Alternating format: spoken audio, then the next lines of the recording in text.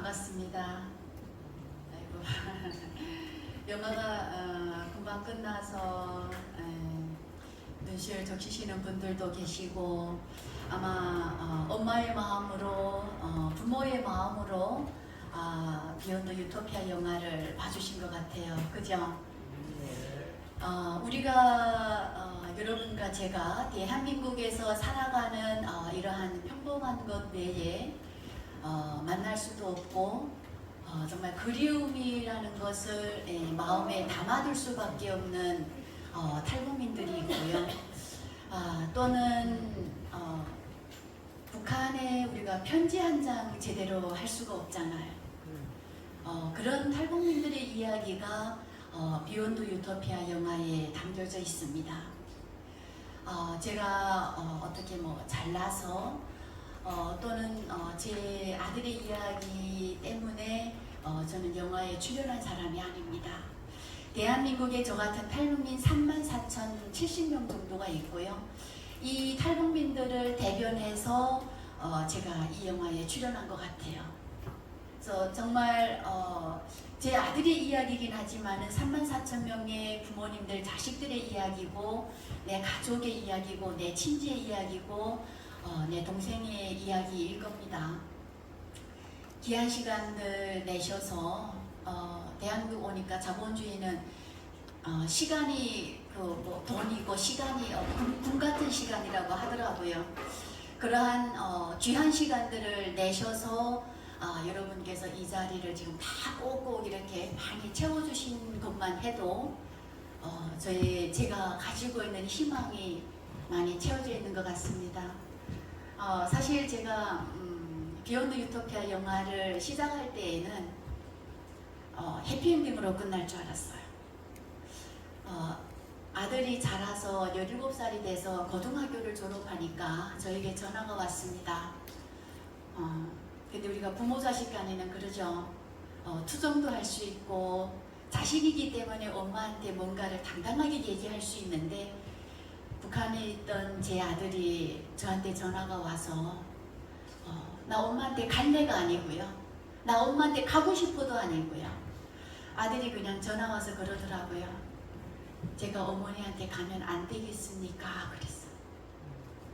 지금은 그 말도 너무 마음이 아파요. 안 되겠습니까? 라고 하는데 너무 엄마로서 미안하고 그 자식에 대한 정말 미안한 마음 때문에 안 될 거 어디 있느냐. 엄마도 우리 아들 늘 생각하고 있었고 그 아들을 제가 데려다가 엄마는 늘 같이 살 준비를 하고 있다. 이런 얘기를 하니까 애가 너무 좋아하는 거예요. 그러면서 어머니가 하라는 대로 해서 길을 떠나겠습니다. 함경북도 해령 쪽에 문이 닫혀서 브로커들이 작업을 못한다 그래서 양강도에는 브로커가 하겠답니다. 그래서 해령에서 양강도로 이동시키는데도 굉장히 크나큰 작전이 필요했어요. 보이부가 저희 집을 늘 감시하고 있고 언제 어떻게 또 와서 잡아갈지 몰라서 그냥 브로커한테 그랬습니다. 오늘 좀 힘들더라도 오늘 가서 아들 만나고 내일 또 만나고 세 번째 만남에 애를 이동을 시키면 좋겠다. 그랬더니 브로커가 돈 얼마 더 내라. 다 내겠다 내가. 그래서 회령에서 기차를 타고 양강도로 이동을 했고요. 또 그때 당시 7월인데 강물이 너무 불어서 또 작업을 못 하겠답니다. 브로커가. 그래서 그러면 또 기다려야지요. 그래서 양강도에 도착한 다음에 겨우 이렇게 아들하고 전화통화하면서 제가 그랬습니다. 남의 집에 와서 지금 양강도에서 뭐 먹고 있느냐 그랬더니 가족이 제 아들이 있던 집에서 식구는 먹을 것도 제대로 없더랍니다. 그런데도 제 아들한테는 옥수수밥을 해주더래요. 그래서 옥수수밥에다가 된장 꺼내주고 아들이 앞에 마당에 나가서 이 집에 고추를 따서 먹었대요. 그래서 그때 제가 그랬습니다. 그럼 엄마가 돈 좀 보내줄까? 흰쌀밥이라도 좀 먹게 그랬더니 아들이 얼마나 마음속에 어른이 됐는지요. 어머니 저를 데려가는데 돈 얼마나 많이 쓰겠느냐. 요 며칠 내가 옥수수밥에 된장 먹는다고 안 죽는다고 절대 돈 보내지 말라 그래서 또 돈을 안 보냈어요. 그것도 또 후회돼요. 지금은. 제가 브로커가 언제 작업할지 몰라서 그때 당시는 휴대폰 전화기를요 진동도 못 놓고 벨소리 다 키워서 머리맡에 여기다 놓고 잤어요. 몇 날 며칠을 계속 언제 브로커가 작업하나 막 너무 애가 타고 막 속상한 거예요. 그러다가 어느 날 새벽 3시가 지났는데 대랑 전화가 울려서 딱 받으니까 오늘 강을 건넜다. 근데 나중에 중국에 들어와서 보니까 북한에 있는 브로커들이 너 혼자 건너가라 그래서 8월달에 장마 끝난 다음에 건너면서 막 물살에 휘말리고 애가 고생을 너무 했대요.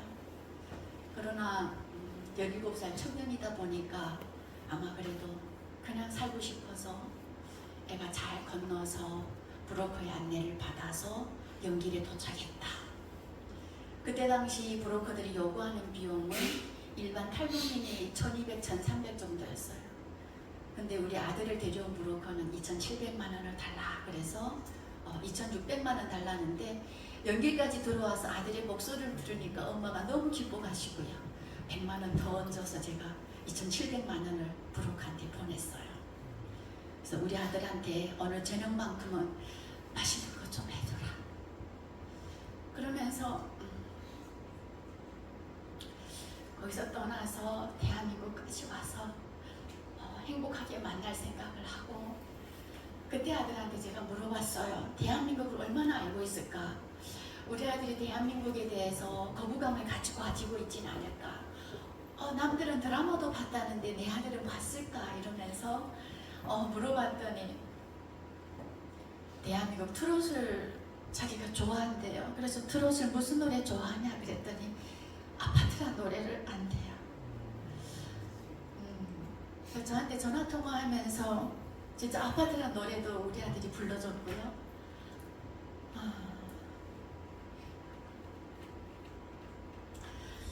드라마도 봤다 그러면서 드라마 얘기도 해주면서 여러분이 영화에서 보셨던 것처럼 제가 그랬죠. 이제 오는 길이 중국에서부터 한국까지 오는 길도 너무 험하고 이제 너무 힘들 거다. 그랬더니 아들이 그러는 거예요. 엄마한테 가는데 뭐가 힘들겠습니까? 하는데 너무 마음이 어른이 된 아들한테 제가 마음을 놔도 되겠다. 그냥 잘 오면 되겠다. 오면 정말 엄마로서 내가 그동안 못해줬던 거 다 해줘야 되겠다. 아이고 근데 안 됐어. 2700만 원 받은 브로커가 정확한 선을 찾지 못하고 막 헤매고 있는데 너무 속상한 거예요. 그러고 있던 찰나에 다른 브로커가 저 집에 아들이 중국 어디에 있단다. 그러니까 서로가 이 브로커들이 정말 브로커는 선과 악인 것 같아요. 잘 데려오면 선한 브로커고요. 정말 돈밖에 몰라서 사람 목숨 가지고 장난도 치고요.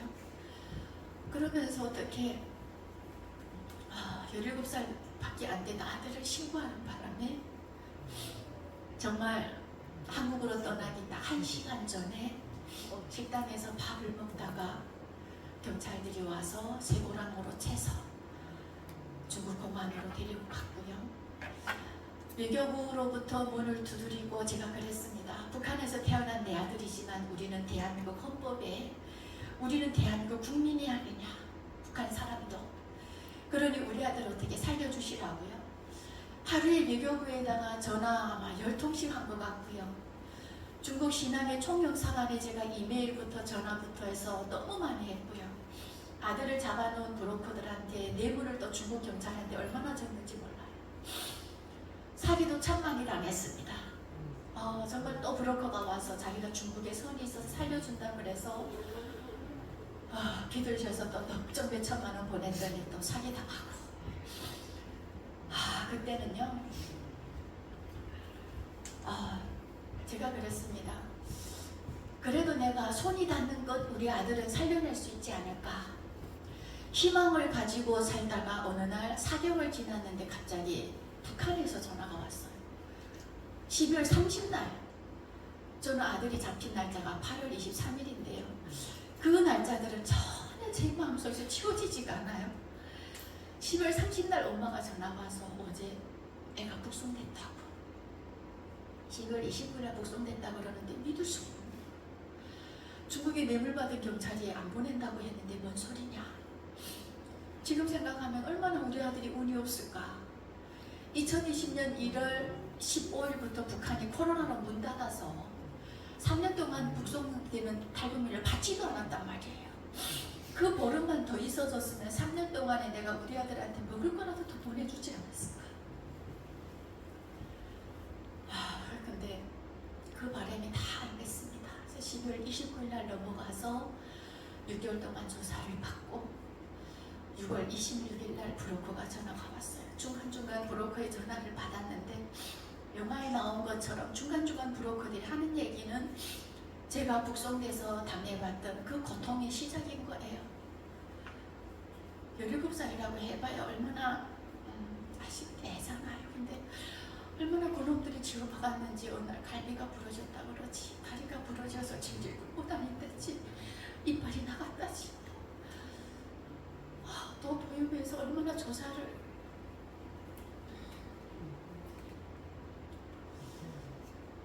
그 매맞는 고통은 아마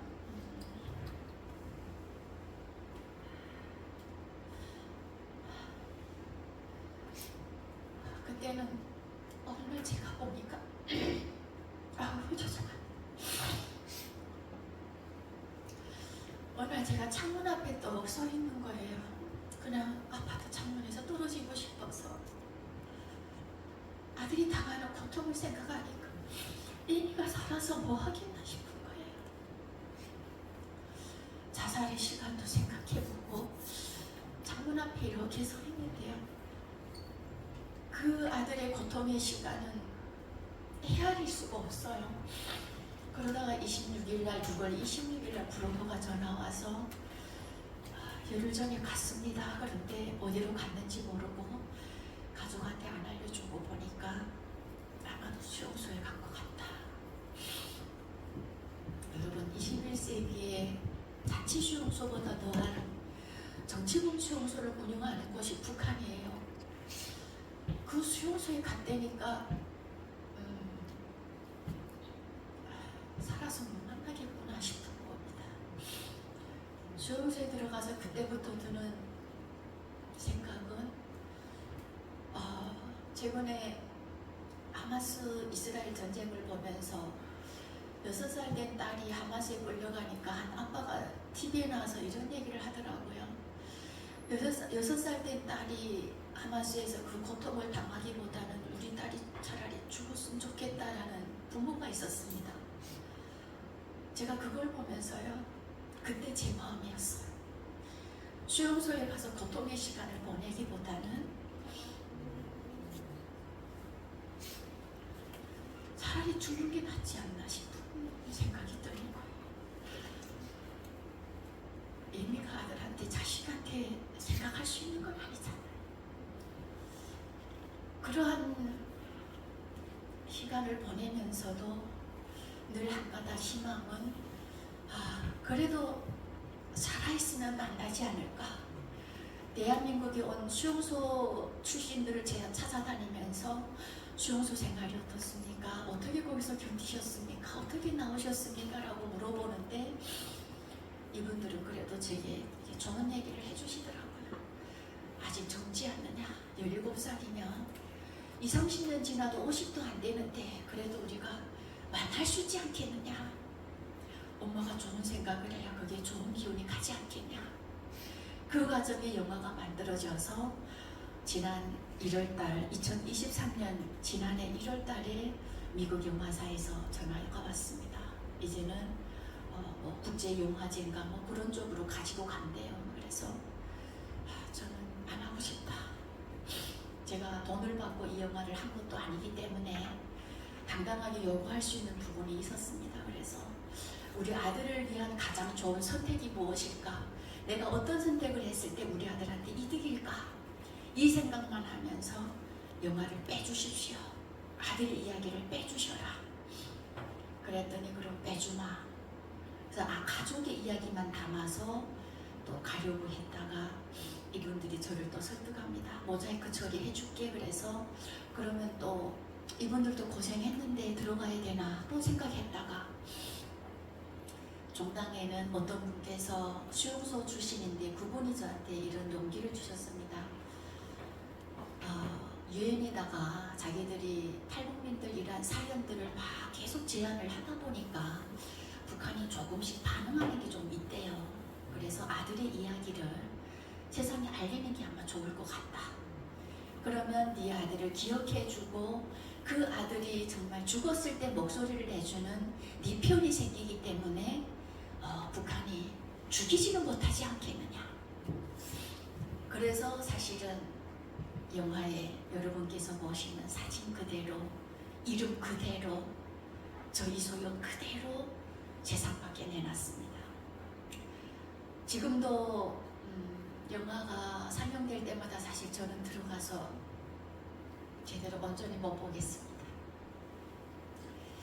스크린에 아들 얼굴이 오를 때마다 늘 죄인인 것 같고요. 정말 아직도 잘한 선택인가는 저한테 숙제입니다. 사실은 우리 아들이 만날 때에만이 제가 잘한 선택이라는 아마 생각을 할 것 같은데 아직도 숙제예요. 잘한 건지 못한 건지 잘 모르겠어요. 근데 오늘처럼 또 이렇게 시사회 끝나고 제 이야기를 봐주시러 오신 여러분들하고 이렇게 얘기를 나누다 보면 부모의 마음으로 같이 눈물을 흘려주시고 공감해 주시는 분들 때문에 또 내 편이 생겼구나 라는 것 때문에 저에게 또 희망이 생깁니다. 아들이 그렇게 된 이후로 사실은 소원이 생겼습니다. 사실 그전에는 그랬어요. 대한민국 오니까 너무 좋은 게 많아가지고요. 제가 한국에 오니까 가장 좋았던 것은요. 왜 한국은 24시간 전기가 안 갑니까? 그래서 너무 좋았어요. 북한에서 오자마자 제가 다 못 봤던 드라마를 막 TV로 막 재생해서 보는데 어렵지 않아서 참 좋았고, 여자로서의 가장 행복했던 것은 수도꼭지에서 자로 돌리니까 더운 물 나오고 우로 돌리면 찬물 나오는데 이런 천국이 어디 있나 그랬습니다. 하나원에서 집 받을 때 사실은 선생님 저는 꼭 1층 주십시오 그랬거든요. 물 길어 먹는 게 힘들어가지고. 근데 선생님이 18층 주시는데 왜 나를 꼭 18층 주시냐고 여기서. 근데 한국에 나오니까 그런 고생 안에서 너무 좋아요. 사실 우리가 누리는 자유나 행복이라는 것이 거창한 것이 아니잖아요.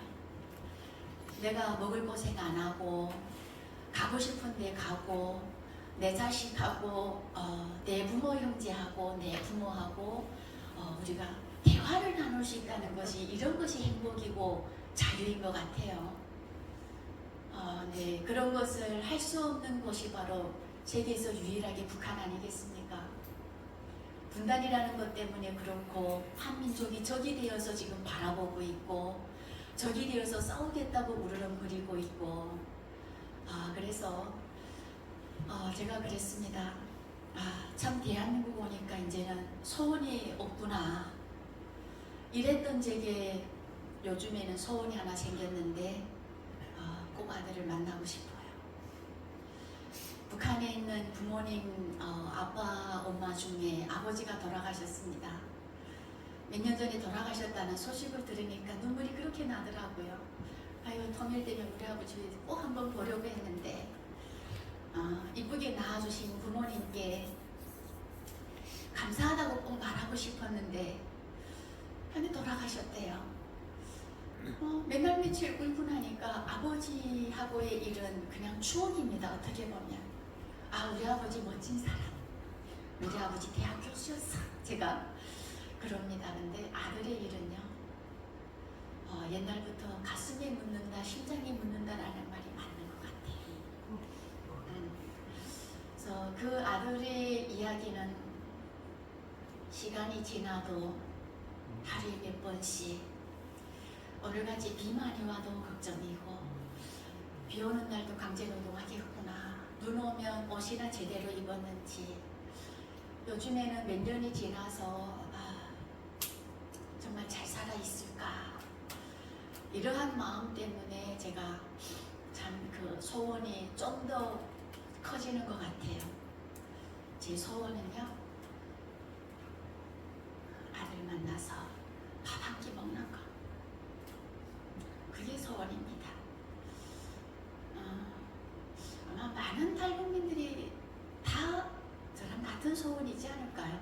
거창하지가 않아요. 그냥 부모 얼굴 한 번 보는 거, 내 자식이랑 밥 한 끼 먹는 거, 그런 것이 소원이 되어서 가슴에 묻고 살아가는 것이 탈북민입니다. 사실 오늘 들으면서 안 울려고 했거든요.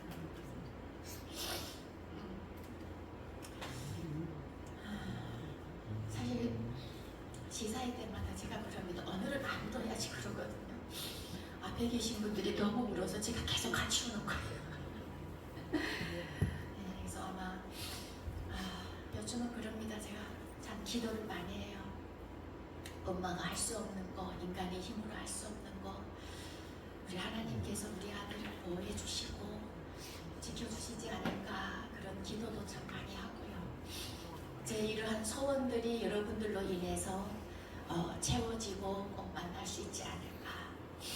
참 감사하게도 우리 대한민국 이번 정부에서 윤석열 대통령께서 7월 14일 북한 이탈주민의 날을 만들어 주셨습니다. 참 감사한 게 뭐냐면요, 어떻게 보면 우리 한반도 역사에, 대한민국 역사에 탈북민은요, 분단된 대한민국 때문에 생긴 아픔이고 이산가족이라는 아픔을 우리가 역사에 새기면서 살아가는 일인 거잖아요. 이러한 탈북민들을 기억하라는 의미이고, 아직도 자행되고 있는 북한의 인권 문제를 우리가 다시 한번 생각해보자는 의미로 이 날이 만들어진 것 같습니다. 그래서 올해가 제1회 2회, 정말 이 날이 통일된 대한민국에서는 정말 잔치가 벌어지는 날이 꼭 오지 않을까라는 생각도 하고요. 마지막으로 여러분들께 그냥 북한에서 온 엄마, 한정청의 엄마, 탈북민 이소연, 최근에는 이만가 방송도 하다가 이소연 TV라는 유튜버도 하고 있습니다.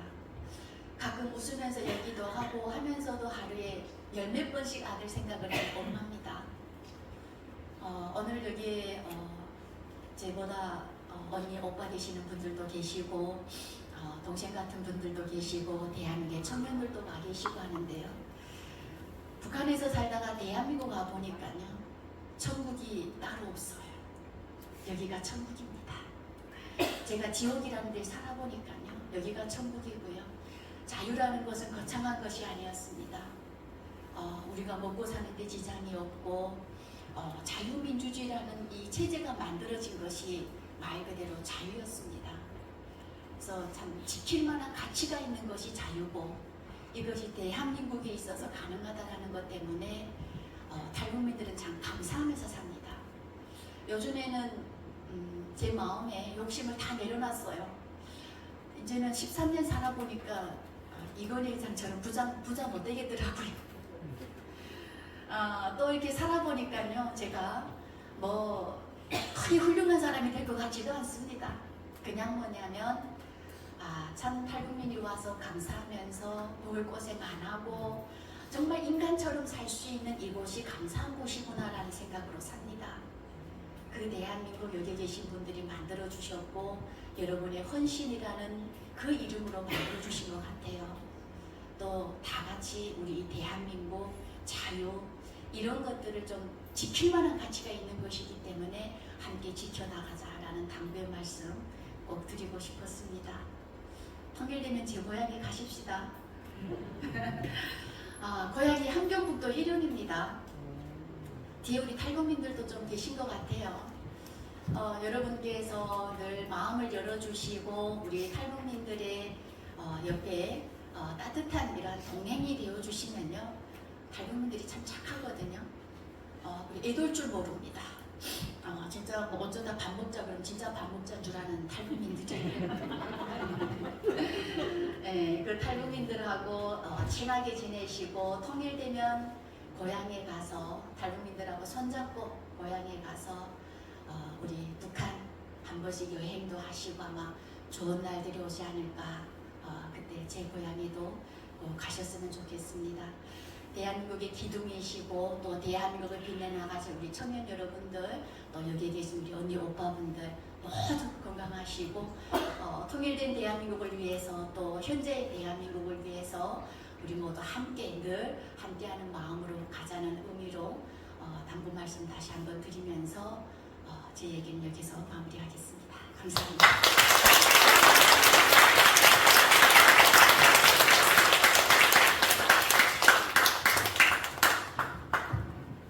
이시연 대표님 감사합니다. 저 그러면 이제 지금 준비한 행사는 다 끝났고요. 사진 촬영을 같이 원하시는 분들은